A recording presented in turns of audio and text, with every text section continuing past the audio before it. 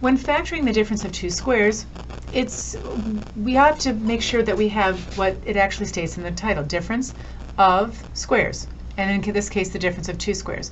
So in looking at each one of these, all of these seem to be factorable by the pattern we're about to do, except for this one. So this is a difference of two perfect squares. I can take the square root of x squared, I can take the square root of 16. I can take the square root of x squared, I can take the square root of 4. And all of these are perfect squares as we go.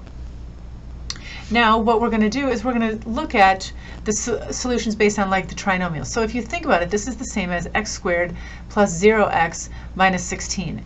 And using the patterns that we used before with trinomials, we're looking for the factors of negative 16 that add up to 0.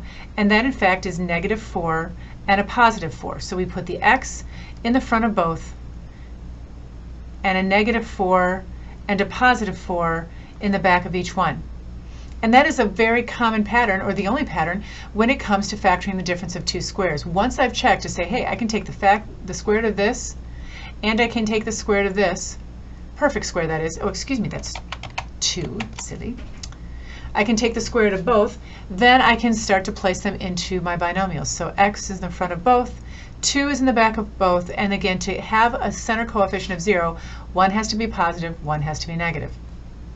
Same thing here, taking the square root of 9x squared, we'll take the square root of 9. We take the square root of x squared, and then we take the square root of 1. And again, for it to have a 0 on a middle term, one has to be negative and one has to be positive. And go ahead and pause the video and multiply these through to see that that's actually what happens. So for each one of these, we have the perfect square here, so this is 4 and x, so this is 4 and x. Each of these binomials will look exactly the same, except one is going to be positive and one is going to be negative. Same thing here, this is x squared. Remember, square root of an exponent is basically cutting the exponent in half. This is going to be 1, and we have one positive and one negative. The one thing I haven't touched on a lot is the fact that we have to look at every binomial and say, is it factored enough? So in this case, these are all perfect squares. But remember, it's the difference. So this one can't be factored anymore. This one is going to remain exactly as it is. I cannot break it down anymore. But I have x squared here. I have 1 here. And then this is 1 is positive and 1 is negative.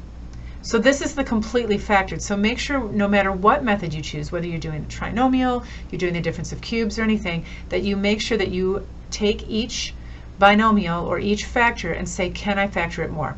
And in this case, we could have factored this one more, and we did.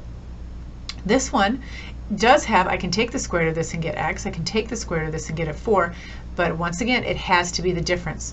And this one is not, so this one is not factorable.